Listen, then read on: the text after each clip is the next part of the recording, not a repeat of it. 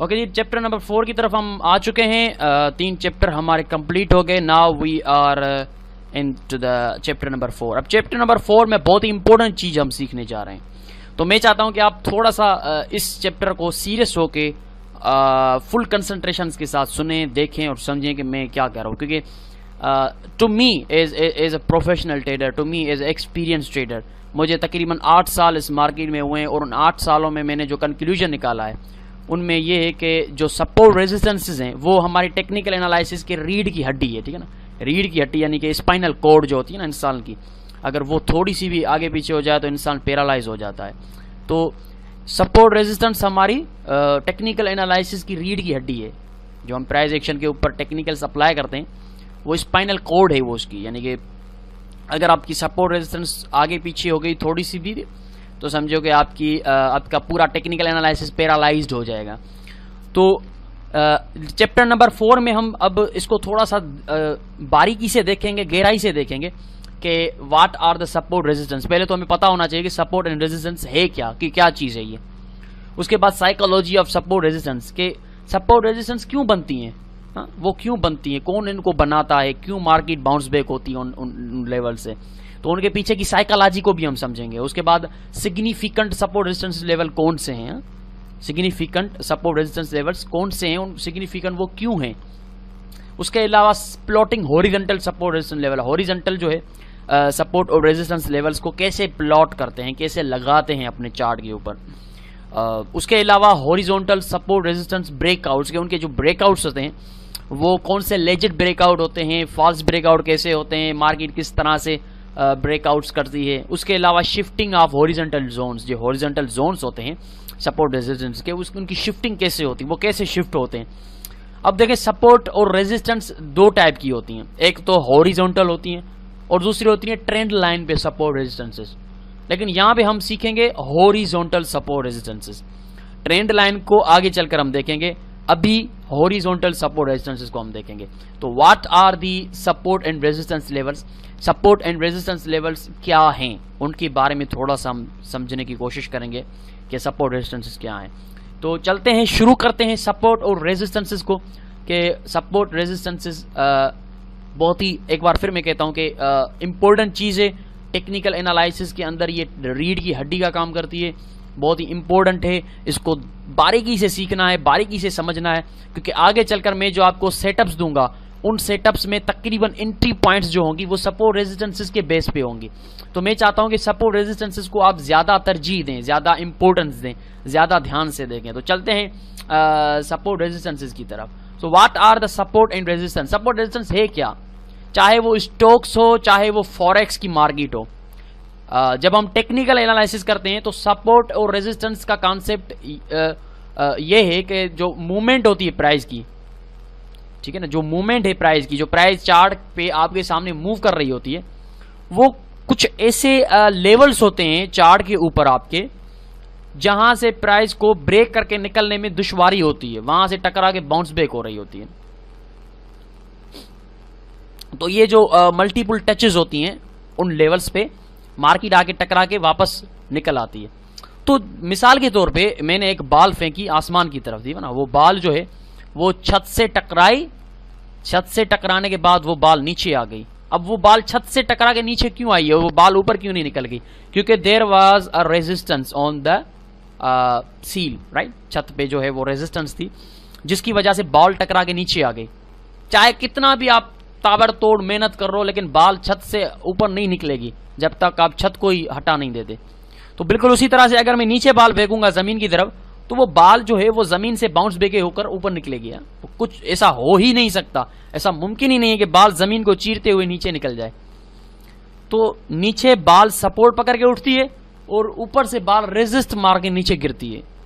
तो इस तरह से बिल्कुल उसी बाल की साइकोलॉजी को आप लेकर आए इस मार्केट की प्राइस पे। ये जो मार्केट की प्राइस है ऊपर छत पे टकरा के नीचे आती है और नीचे जमीन से टकरा के ऊपर जाती है। इन लेवल्स को, जिन लेवल्स को वो ब्रेक करने में उसको दुश्वारी होती है, जहां से वो मजबूरन बाउंस बैक होकर वापस निकलती है, उन्हीं लेवल्स को हम कहते हैं support and resistance level. Resistance level ऊपर होता है जहां से मार्केट रेजिस्ट करके नीचे आती है, छत की तरह होता है, और सपोर्ट नीचे होती है जहां से वो उठ रही होती है प्राइस, ठीक है ना, प्राइस उठ रही होती है। ऐसा कतई तौर पे नहीं होता कि प्राइस नीचे चलती जाए और वो किसी पॉइंट से ना उठे, वो उठती है जरूर। और मैं आपको पीछे बता चुका हूं स्विंग्स के चैप्टर में कि प्राइस जो है वो स्विंग्स मारती हुई वेव्स की शक्ल में मूव करती है। वो वेव्स की शक्ल होती ही सपोर्ट रेजिस्टेंस की मदद से, ऊपर रेजिस्ट किया, नीचे आई, सपोर्ट पकड़ी, एक वेव बनाई ना, इस तरह से ये सपोर्ट रेजिस्टेंस, इसको हम कहते हैं। रिवर्स होती है सर्टेन जो प्री डिटरमाइंड प्राइस लेवल्स होते हैं, प्री डिटरमाइंड प्राइस लेवल्स जो होते हैं वहां से वो रिवर्स होती है, वो नहीं ब्रेक कर पाती, वो नहीं निकल सकती आगे। तो हमें इससे क्या अपॉर्चुनिटी मिलती है कि हमें उन लेवल्स के अंदर बाय या सेल करने की अपॉर्चुनिटी मिलती है। जाहिर सी बात है, अगर छत से बाल टकरा के नीचे आती है तो हम प्रिडिक्ट कर सकते हैं ना कि छत से मार के नीचे आएगी, बाल नीचे आएगी। तो बिल्कुल उसी तरह से रेजिस्टेंस पे जब प्राइस टकराती है तो हम ये प्रिडिक्ट करते हैं कि अब मार्केट रेजिस्ट मार के नीचे आएगी, तो हम यहां पे सेल करके अपनी अपॉर्चुनिटी एज ले सकते हैं ना, सेल की अपॉर्चुनिटी ले सकते हैं, हम ये एडवांटेज ले सकते हैं कि हम इसको सेल करेंगे।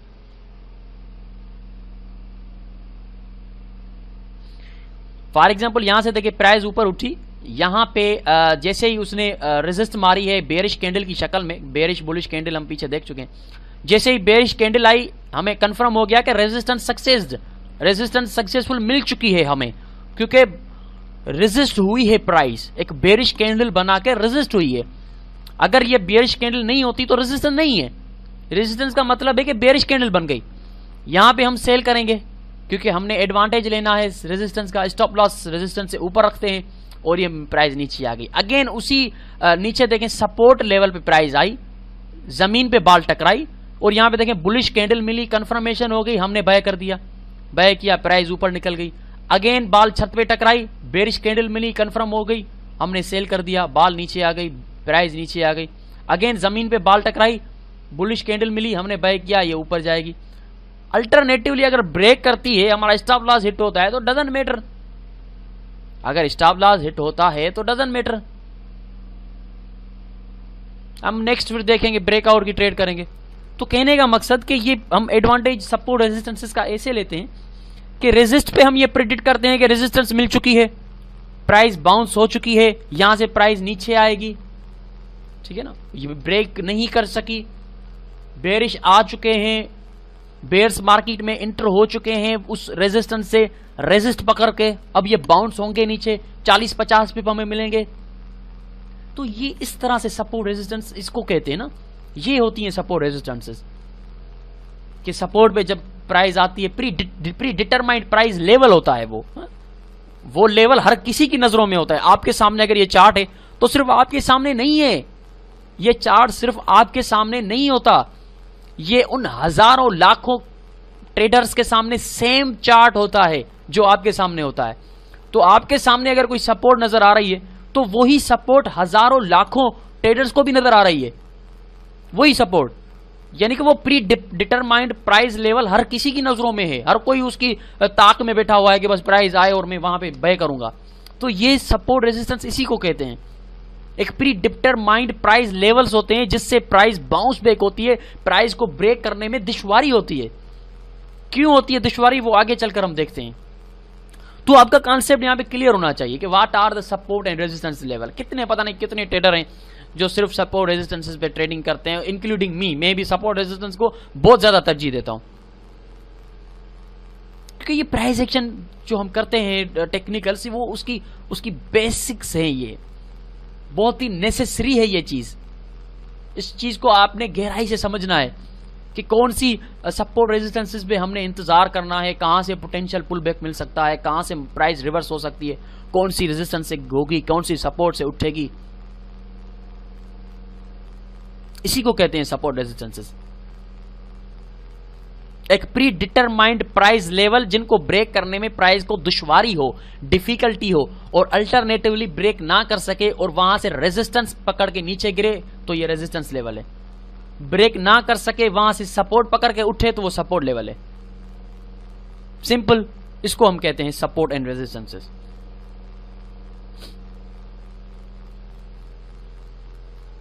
आपके चार्ट के सामने देखें कितनी खूबसूरती के साथ प्राइस एक रेंज में है, ठीक है ना। हम पीछे पढ़ चुके हैं कि ट्रेंड में ट्रेंड को कितने होते हैं, रेंजिंग मार्केट कैसे होती है, साइडवे मार्केट। तो आपके सामने जो चार्ट है ये एक रेंजिंग मार्केट है, साइडवे में मार्केट मूव कर रही है, लेकिन एक प्री डिटरमाइंड प्राइस लेवल्स हैं, एक ऊपर है जो रेजिस्टेंस है, एक नीचे है जो सपोर्ट है। उन दोनों प्राइस लेवल्स के अंदर मार्केट फंसी हुई है, एक रेंज में मूव कर रही है। ऊपर आती है बेयर्स उसको डाउन धकेल देते हैं, नीचे आती है बुल्स उसको ऊपर लेके जाते हैं। तो ये प्राइस मूव कर रही है, पता नहीं कब इसको ब्रेक करेगी। तो इसी को तो कहते हैं सपोर्ट रेजिस्टेंस लेवल। तो ये है सपोर्ट एंड रेजिस्टेंस। आपका कॉन्सेप्ट क्लियर होना चाहिए कि सपोर्ट रेजिस्टेंस है क्या।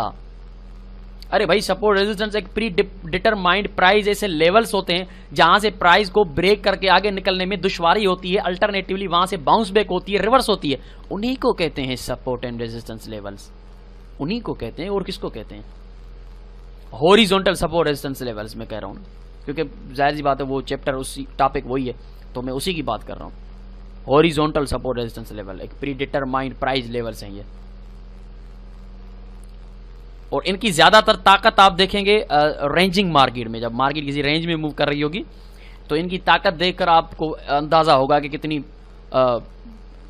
सपोर्ट रेजिस्टेंसेस की ताकत कितनी है, किस तरह से प्राइस जो है वो उसके अंदर मूव कर रही है। फिर आपको मैं यकीन के साथ कहता हूं कि ये आप जब ये देखेंगे, इसको देखने के बाद इस चैप्टर को आप इंस्टेंटली जल्दी में ही अपना MT4 प्लेटफॉर्म खोलें और ऐसे फाइंड आउट करें रेंजिंग मार्केट। कहीं पे देखें आप इसको, चाहे कोई भी टाइम फ्रेम हो, किसी भी टाइम फ्रेम में चले जाएं, रेंजिंग मार्केट है, वहां पे सपोर्ट रेजिस्टेंसेस लगाएं और देखें सपोर्ट रेजिस्टेंसेस की ताकत और उनके होने का आपको एहसास होगा कि उनके पावर का, उनके रिएक्शन जो प्राइस के साथ वो करता है उसका आपको एहसास होगा। अब यहां पे एक और पॉइंट आती है कि कौन से टाइम फ्रेम पे सपोर्ट रेजिस्टेंसेस ड्रा करनी है। अरे भाई, कोई भी टाइम फ्रेम हो, सपोर्ट रेजिस्टेंसेस अपना काम दिखाती हैं, क्योंकि पार्टिसिपेंट्स जो होते हैं, बुल्स और बेयर्स जो होते हैं, वो तो हर टाइम फ्रेम में मौजूद हैं। अगर आप आवर 4 में ट्रेडिंग कर रहे हैं तो बाकी सारे जो भी हजारों लाखों ट्रेडर हैं वो भी आवर 4 में करते होंगे? नहीं भाई, 1 मिनट चार्ट पे भी ट्रेड करने वाले बैठे हुए हैं, 5 मिनट चार्ट पे भी ट्रेड करने वाले बैठे हैं, 15 मिनट के से लेकर मंथली चार्ट तक लोग बैठे हुए हैं ट्रेड करने वाले।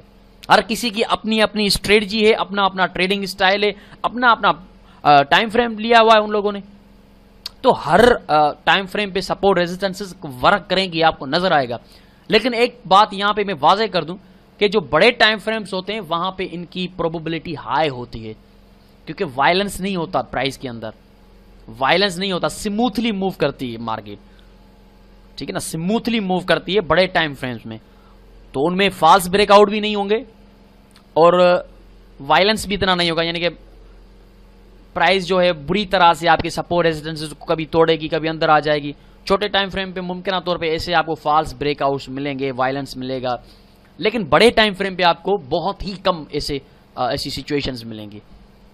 तो कहने का मकसद कि कोई भी टाइम फ्रेम हो, ये काम करती हैं सपोर्ट रेजिस्टेंसेस, 1 मिनट चार्ट पे भी करती है। मैं आगे चलकर आपको दिखाऊंगा कि वो 1 मिनट से लेके मंथली तक काम करती हैं। तो ये है सपोर्ट एंड रेजिस्टेंस। अब आगे चलते हैं, आगे देखते हैं कि सपोर्ट रेजिस्टेंस बनती क्यों है भैया।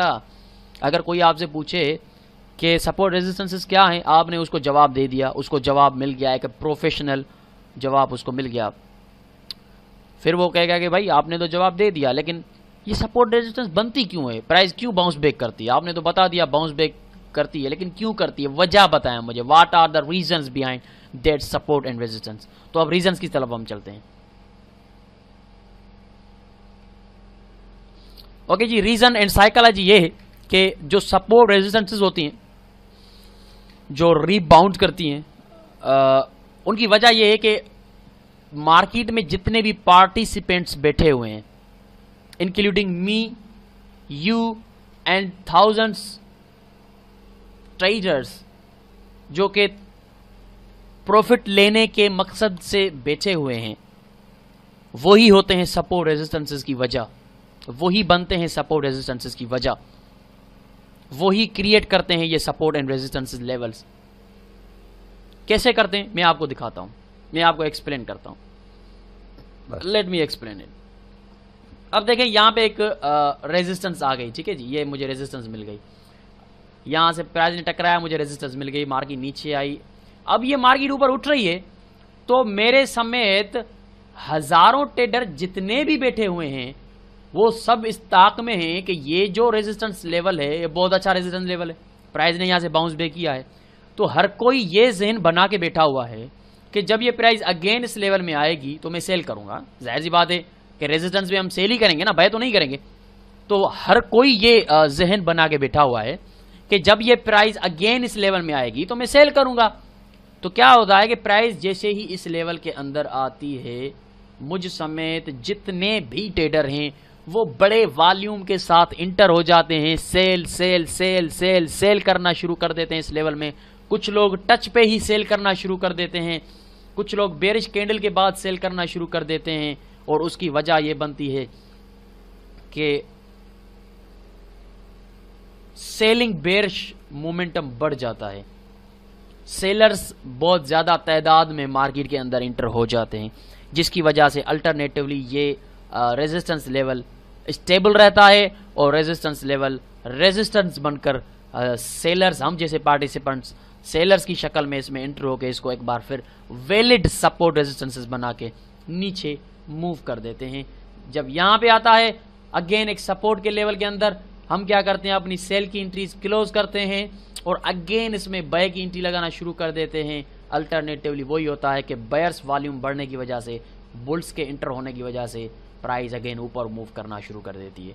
हम ही पार्टिसिपेंट्स हैं, हम ही वजूहात हैं, we are the reasons of support and resistances. हम इन सपोर्ट रेजिस्टेंसेस को वैलिड करते हैं, हम इन सपोर्ट रेजिस्टेंसेस को प्राइस को हम सपोर्ट रेजिस्टेंसेस से बाउंस करवाने में कामयाब हो जाते हैं। कभी कभी फेल हो जाते हैं। पीछे उसके काफ़ी वजूहात हो सकती हैं कि सपोर्ट रेजिस्टेंसेस हम अगर इंटर होते भी हैं तो भी फेल क्यों हो जाती है। को पीछे से फंडामेंटल भी आ जाती हैं, या पीछे से मुमकिन तौर पे हम तो सेल कर रहे हैं क्योंकि पीछे से जो स्मार्ट मनी है मुमकिन तौर पे वो इस रेजिस्टेंस को रेस्पेक्ट नहीं करवाना चाहती, उसने बड़ा पैसा बहे पे लगाया हुआ है तो वो उसको धक्का देकर ऊपर निकल के ले जाती है। तो साइकोलॉजी जो है सपोर्ट रेजिस्टेंसेस की वो यही है कि हम जैसे पार्टिसिपेंट्स जो होते हैं वही इन सपोर्ट रेजिस्टेंसेस को रेस्पेक्टेबल बनाते हैं, इन्हीं सपोर्ट रेजिस्टेंसेस को ये शक्ल देते हैं, बिहेव करवाते हैं प्राइस को कि इन सपोर्ट से उठे और रेजिस्टेंसेस से गिरे। तो साइकोलॉजी यही है। अगर कोई आपसे पूछे तो ये साइकोलॉजी है ना कि सपोर्ट रेजिस्टेंस क्या होती हैं और कैसे प्राइस उनके अंदर रिएक्ट कर रही होती है। ओके जी, उसके आगे चलते हैं। Significant support and resistance level क्या है। सपोर्ट रेजिस्टेंस हर कोई तो सिग्निफिकेंट नहीं हो सकता ना, हर कोई सपोर्ट रेजिस्टेंस जो होती है वो स्ट्रॉन्ग नहीं हो सकती। तो उस सपोर्ट रेजिस्टेंसेस की जार जो है, जाल बिछा हुआ है, जो पूरा नेटवर्क है सपोर्ट रेजिस्टेंसेस का, उनके अंदर जो के सिग्निफिकेंट हैं, यानी कि हम अपनी जबान में उनको मेजर कहते हैं कि ये मेजर सपोर्ट है, ये मेजर रेजिस्टेंसेस है, वो आपको मेजर सपोर्ट रेजिस्टेंसेस लेवल जो होते हैं वो या तो आवर 4 में मिलते हैं या आपको डेली के चार्ट में मिलते हैं। अब वो जो देखिए, not all support resistance levels are created equal, यानी कि सारे सपोर्ट रेजिस्टेंस लेवल्स एक जैसे नहीं होते। अगर आप हाई पोटेंशियल सक्सेस की ट्रेड लेना चाहते हैं कि मेरी ट्रेड जो है वो उसकी सक्सेस की प्रोबेबिलिटी बहुत ज़्यादा हो, मैं सपोर्ट रेजिस्टेंसेस पे ट्रेड की बात कर रहा हूँ कि किसी भी सपोर्ट या किसी भी रेजिस्टेंस पे आप चाहते हैं कि मेरी ये सपोर्ट और या रेजिस्टेंस की जो ट्रेड में ले रहा हूँ वो उसकी जो सक्सेस पोटेंशियल है वो ज़्यादा हो, हाई प्रोबेबिलिटी हो, तो आपको फोकस करना पड़ेगा उन सपोर्ट रेजिस्टेंसेस पे जो सिग्निफिकेंट हैं, जो मेजर हैं, उन पे आपको हाई प्रोबेबिलिटी मिलेंगी ना। अब वो सिग्निफिकेंट कौन से हैं? सिग्निफिकेंट जो होते हैं वो बड़े टाइम फ्रेम्स पे होते हैं, जैसे मंथली है, वीकली है, डेली है, या एट लीस्ट आवर 4 में होते हैं, वो हम सिग्निफिकेंट उनको कहते हैं।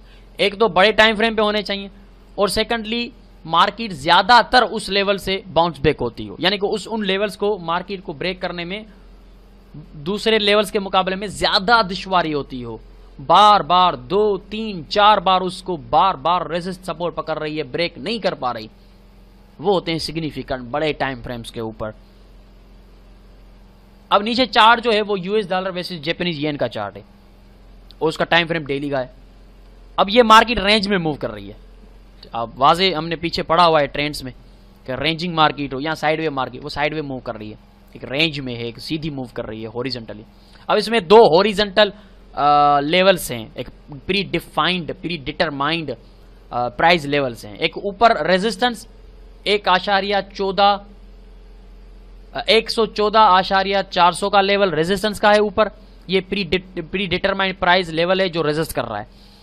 नीचे 108,340 ये एक प्री डिटरमाइंड प्राइस लेवल है जो सपोर्ट का काम कर रहा है। अब इन दो प्री डिटरमाइंड प्राइस लेवल के अंदर प्राइस मूव कर रही है, ठीक है ना, ऊपर से बाउंस बैक हो रही है नीचे से। अब ये सिग्निफिकेंट सपोर्ट रेजिस्टेंस लेवल है क्योंकि ये डेली के टाइम फ्रेम पे है और आप देख सकते हैं कि मार्केट ने काफी बार इसको रिजेक्ट किया हुआ है।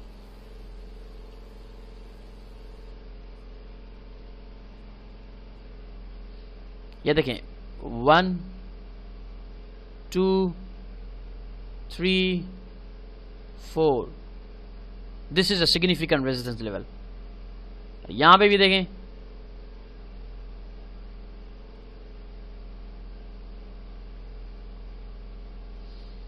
अब पता है क्या होता है, ऐसे लेवल्स जो होते हैं ना सिग्निफिकेंट, उनके ब्रेकआउट जो होते हैं वो ज्यादातर फास्ट ब्रेकआउट नहीं होते, वो सक्सेस चांसेस उनके ज्यादा होते हैं। अब इसको हम कहते हैं सिग्निफिकेंट सपोर्ट रेजिस्टेंस लेवल।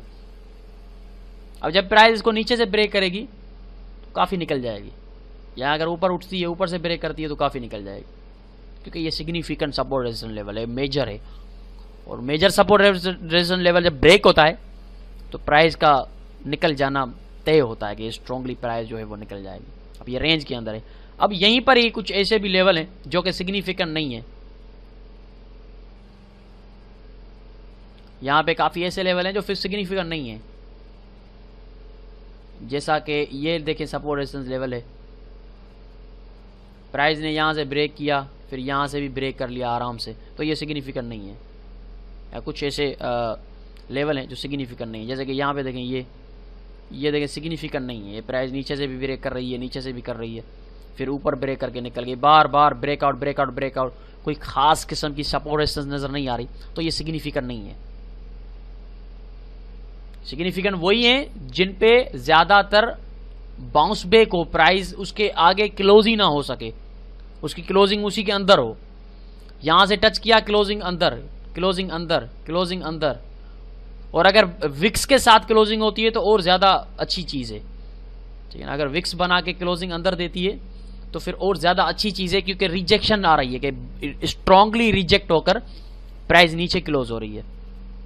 तो ये सिग्निफिकेंट लेवल्स होते हैं जो बड़े टाइम फ्रेम पे आपको मिलते हैं, सपोर्ट रेजिस्टेंसेस के, हॉरिजॉन्टल सपोर्ट रेजिस्टेंसेस के ये सिग्निफिकेंट लेवल्स हैं। मेजर बड़े टाइम फ्रेम पे हम इनको ड्रा करते हैं ताकि हमें पता चल सके। अब अगर आप कैलकुलेट करेंगे यहां से यहां तक, ये डेली का टाइम फ्रेम है, तो मेरे ख्याल से कम 500 से 600 पिप्स, यानी कि 500 से 600 पिप्स का मतलब है कि 5000 पॉइंट्स, 6000 पॉइंट्स की मूव है ये बहुत बड़ी मूव होती है। यानी कि अगर आप एक ट्रेड ले रहे हैं, मेरे ख्याल से कोई एक महीना लगा होगा प्राइस को नीचे आते हुए, महीने में एक ट्रेड ले रहे हैं आप, उसमें मंथली टारगेट पूरा कर रहे हैं, दूसरे पेयर पे जाने की जरूरत ही नहीं है, दूसरी ट्रेड लेने की जरूरत नहीं है। तो ये मेजर टाइम फ्रेम, बड़े टाइम फ्रेम पे जो सिग्निफिकेंट लेवल्स होते हैं। अब एंट्री पॉइंट्स तो आगे हम देखेंगे, अभी हमारा वो टॉपिक नहीं है कि हम ये कहें कि अभी एंट्री पॉइंट कैसे लेनी है, एंटर कब होना है, कैसे पता चलेगा, वो हम आगे देखेंगे। अभी हम सिर्फ देख रहे हैं कि सपोर्ट रेजिस्टेंसेस क्या हैं, उनकी साइकोलॉजी क्या है, मेजर सपोर्ट रेजिस्टेंसेस क्या होते हैं। अब ये मेजर सपोर्ट रेजिस्टेंस लेवल आप देख रहे हैं डेली के टाइम फ्रेम पे, और ज्यादातर मार्केट जहां से बाउंस बैक होती हो उसको हम कहते हैं this is a major support resistances level.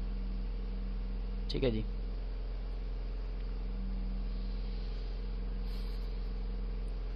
अब horizontal support resistances level plot कैसे किए जाते हैं, ठीक है ना। हॉरिजॉन्टल सपोर्ट रेजिस्टेंसेस जो लेवल होते हैं उनको ड्रा कैसे करते हैं, हम उनको ड्रा कैसे करेंगे, वो MT4 प्लेटफॉर्म में चलकर मैं आपको अब दिखाऊंगा कि हम उसको ड्रा कैसे करते हैं। लेकिन उससे पहले वो देखें, लास्ट में चलकर हम उसको ड्रा करेंगे तो ज़्यादा बेहतर रहेगा ना। लास्ट में चलकर हम उनको सीखेंगे कि उनको ड्रा कैसे करते हैं, ये और ज़्यादा अच्छा रहेगा। जिसमें दूसरी वीडियो हम बनाते हैं ना वो प्रैक्टिकल, अब थ्योरी हम पढ़ रहे हैं, इसको प्रैक्टिकल करने वहाँ पे जाएंगे MT4 प्लेटफॉर्म में, तो वहाँ पे हम देखेंगे कि इनको ड्रा कैसे करते हैं। अब शिफ्टिंग ऑफ द जोन पे आते हैं कि शिफ्टिंग ऑफ जोन कैसे होती है। कोई भी सपोर्ट हो या कोई भी रेजिस्टेंस हो, वो हमेशा सपोर्ट या रेजिस्टेंस नहीं रहती, ठीक है ना। कोई भी सपोर्ट, अगर एक सपोर्ट है 110 के लेवल पे एक सपोर्ट आ रही है, बार बार मार्केट वहां से उठ रही है, लेकिन जब वो 110 की सपोर्ट ब्रेक होगी, नीचे मार्केट क्लोज होगी, उसी को प्राइस रेजिस्टेंस बना के नीचे निकल जाएगी, शिफ्ट हो गई। ये जोन जो है शिफ्ट हो गया। मिसाल के तौर पे यहां पे देखें, यहां से देखते हैं क्या हो गया।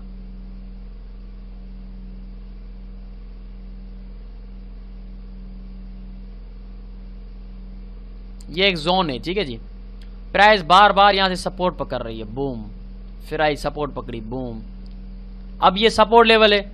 अब जोन शिफ्ट कैसे होगा, ये इसको ब्रेक किया, इसी को अब रेजिस्टेंस बनाया, और ये नीचे जो सपोर्ट का काम कर रहा था जोन 110 प्राइस का, यहां पे 110 लिख देते हैं ताकि पता चले कि 110 प्राइस लेवल है ना, प्री डिटरमाइंड प्राइस लेवल है।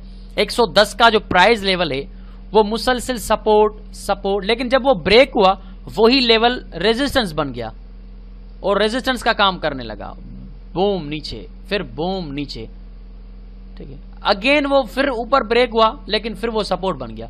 लेकिन शिफ्टिंग होती रहती है, इसका मतलब है कि वही लेवल सपोर्ट भी बनेगी, रेजिस्टेंस भी बनेगी, सपोर्ट भी बनेगी, यानी कि वो शिफ्ट होता रहता है, उसमें शिफ्टिंग होती रहती है।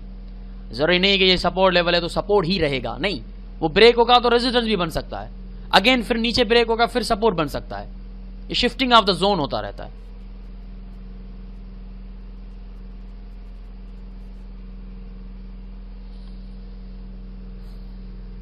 इसको कहते हैं शिफ्टिंग ऑफ द जोन। जो जोन सपोर्ट था वो शिफ्ट होके ब्रेकआउट के बाद रेजिस्टेंस बन गया, जो जोन रेजिस्टेंस था वो शिफ्ट होके सपोर्ट के बाद ब्रेक के बाद सपोर्ट बन गया। तो shifting of the zones, horizontal support resistance zone, ये भी प्रैक्टिकल करेंगे हम आगे चलकर। इसी चैप्टर 4 का जो दूसरा वीडियो में बनाऊंगा वो आप देखिएगा, उसमें इनको मैंने कैसे ड्रा करते हैं, सपोर्ट रेजिस्टेंस जोन कैसे शिफ्ट होते हैं वो मैं आपको बताऊंगा। अब यहां पे देखें कि जोन शिफ्ट कैसे हो रहा है, बिल्कुल साफ सुथरा चार्ट है, कोई इंडिकेटर वगैरह नहीं है। हम प्राइस एक्शन के ऊपर सिर्फ एक हॉरिजॉन्टल सपोर्ट रेजिस्टेंस लाइन लगाई। पहले शुरू करते हैं जहां से उसने रेजिस्ट किया था, वहां से शुरू करते हैं, ठीक है ना। आप कंसीडर करें कि प्राइस ऊपर आई, हमें रेजिस्टेंस मिली, नीचे आई, हमने वो रेजिस्टेंस लेवल ड्रा कर दिया कि भाई ये जो है ये एक रेजिस्टेंस लेवल है। आगे को छोड़ दें, यूं कंसीडर करें कि आगे मार्केट मूव नहीं हुई, जहां तक मेरा ये येलो शेडो है यहां तक प्राइस मूव हुई है, ठीक है। आगे को आप मूवमेंट कंसीडर ना करें। अब ये प्राइस ने एक रेजिस्टेंस लेवल दिया, हम नीचे आए, मैंने ये रेजिस्टेंस लेवल ड्रा किया कि प्राइस यहां से रेजिस्ट होकर नीचे आई है, और ये डेली का चार्ट है तो ये सिग्निफिकेंट रेजिस्टेंस है। अब ये मार्केट मूव कर रही है, मैं इंतजार में हूं कि यहां से मुझे अदर रेजिस्टेंस मिले ताकि मैं सेल करूं। रेजिस्टेंस नहीं मिली, कोई बेरिश कैंडल नहीं बनी, बेरिश इंटर नहीं हुए, प्राइस स्ट्रांगली ब्रेक हुई, ठीक है। अब ब्रेक हुई है तो अब मेरे पास एक और ऑप्शन है, मुझे रेजिस्टेंस पे अपॉर्चुनिटी नहीं मिली तो अब सपोर्ट पे मिलेगी, यानी कि यही जोन शिफ्ट होकर सपोर्ट हो जाएगा, फिर मैं बाय करूंगा। ये मार्केट नीचे आई, इसी जोन को, इसी रेजिस्टेंस लेवल को यहां पे सपोर्ट बनाया इसने और बुलिश कैंडल दी, बुलिश एविडेंस दिया, यहां पे मैंने बाय किया, स्टॉप लॉस इस जोन के नीचे रखा और ये प्राइस ऊपर निकल गई, जोन शिफ्ट हो गया। अगेन प्राइस नीचे आई, उसी लेवल पे फिर से सपोर्ट पकड़ी, मोमेंटम टूटता हुआ नजर आया, हमने पीछे देखा है मोमेंटम, यहाँ पे देखें मोमेंटम कितना टूट गया, और मोमेंटम टूटने के बाद ये प्राइस बूम ऊपर। तो ये शिफ्टिंग ऑफ द जोन है। कोई भी रेजिस्टेंस है, अगर रेजिस्टेंस नहीं बन रही, ब्रेक होती है, तो इंतजार कीजिए वही रेजिस्टेंस सपोर्ट बन के आपको एक अपॉर्चुनिटी देगी कि आप उसी पे अगेन बाय कर सकें। ये जोन है, एक सिंपल जोन है, हॉरिजॉन्टल है, प्राइस लेवल है 1.54252 का एक प्री डिटरमाइंड लेवल है, जिससे प्राइस ने सबसे पहले रेजिस्ट किया, हमने हॉरिजॉन्टल रेजिस्टेंस लगाई, कि ये एक रेजिस्टेंस लेवल है क्योंकि प्राइस ने इससे रेजिस्ट किया है। नेक्स्ट हमें उसी लेवल पे रेजिस्टेंस एविडेंस नहीं मिला, प्राइस ने किसी तरह का बेरिश एविडेंस नहीं दिया, अल्टरनेटिवली उसको ब्रेक कर दिया ऊपर की तरफ। ये देखें यहां से ब्रेक कर दिया। हमने इंतजार किया कि ये जोन ऑफ शिफ्ट होगा क्योंकि ब्रेकआउट हुआ है, यकीनन जोन शिफ्ट हुआ नीचे। उसी जोन को प्राइस ने, उसी लेवल को प्राइस ने, उसी रेजिस्टेंस को सपोर्ट बनाया, हमने बाय किया, मार्केट ऊपर निकल गई। This is the shifting of the zone. इसको हम कहते हैं जोन शिफ्ट होते हैं। अब यही, अगर यही जोन, पता है क्या होता है, मिसाल के तौर में आपको बताता हूं। अब ये जोन तो शिफ्ट हो गया, ब्रेक हुआ, यहां से सपोर्ट पकड़ी, एविडेंस मिला, हमारा टीपी हिट हुआ। अगेन अगर प्राइस आती और इसी लेवल को नीचे ब्रेक करती, फिर हम इंतजार करते कि अगेन यही जोन फिर शिफ्ट होगा, फिर रेजिस्टेंस बन जाएगा, फिर ये ऊपर आता यहां से और ये बूम, यहां पे हम सेल करते एविडेंस के साथ। तो जब तक ये जोन है तब तक ये जोन कभी सपोर्ट, कभी रेजिस्टेंस, कभी सपोर्ट, कभी रेजिस्टेंस, ये इसका किस्सा यूं चलता रहेगा, चलता रहेगा जब तक प्राइस इस रेंज के अंदर मूव करेगी, तब तक ये इसी जोन को रेस्पेक्ट करती रहेगी, क्योंकि इसी जोन को हम जैसे पार्टिसिपेंट ट्रेड करते रहेंगे जब भी प्राइस इसके अंदर आती रहेगी। और हमारे ट्रेड करने से, हमारे वॉल्यूम आने से प्राइस यकीनन इन लेवल्स से बाउंस बैक होती रहेगी, जो कि हम साइकोलॉजी में पढ़ चुके हैं कि क्यों होते हैं ये। तो ये शिफ्टिंग ऑफ द जोन है ना, ये आपको पता होना चाहिए कि शिफ्टिंग ऑफ द जोन कैसे होता है, प्राइस कैसे शिफ्ट होती है। अच्छा, सपोर्ट रेजिस्टेंस ब्रेकआउट पे आते हैं हम, ठीक है ना। सपोर्ट रेजिस्टेंस के ब्रेकआउट पे आते हैं हम।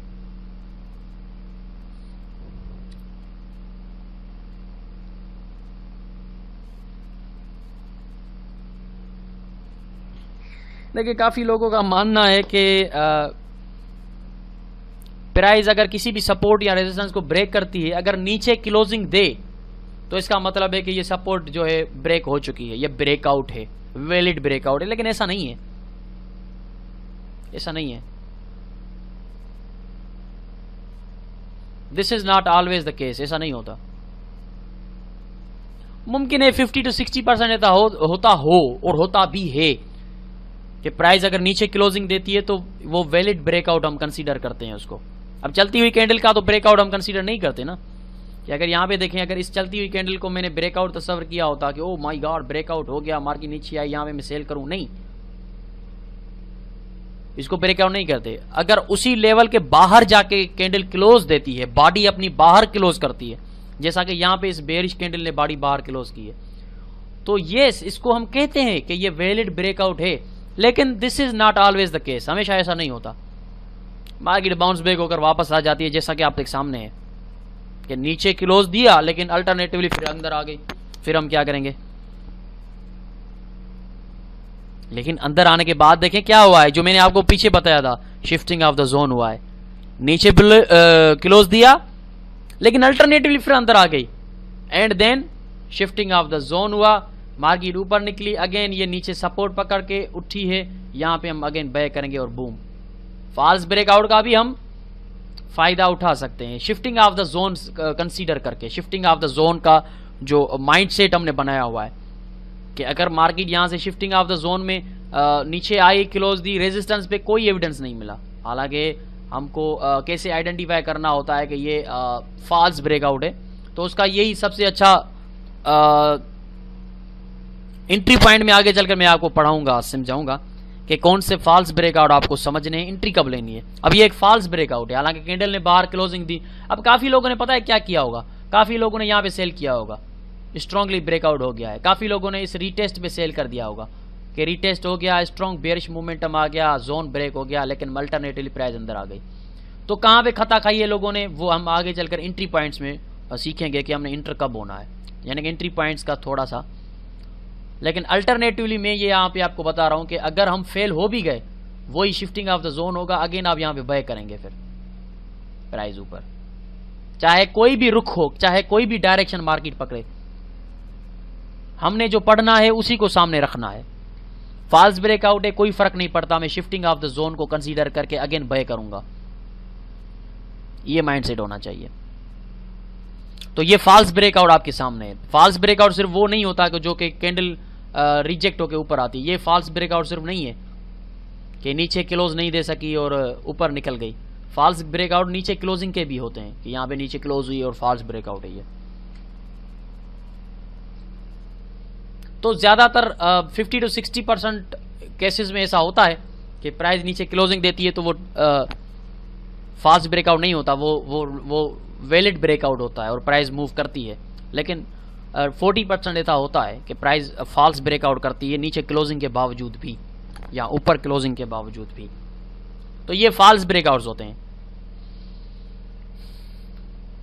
ओके जी, अब हम MT4 प्लेटफॉर्म पे चलेंगे और MT4 प्लेटफॉर्म में चलकर हम देखेंगे कि किस तरह से सपोर्ट रेजिस्टेंसेस ड्रा करते हैं, शिफ्टिंग ऑफ द जोन कैसे होता है और फॉल्स ब्रेकआउट कौन से होते हैं। ओके जी, ये वीडियो यहाँ पे कंप्लीट है। नेक्स्ट वीडियो देखें आप चैप्टर 4 का प्रैक्टिकल, उसमें हम ड्रा भी करेंगे और शिफ्टिंग ऑफ द जोन वगैरह भी देखेंगे।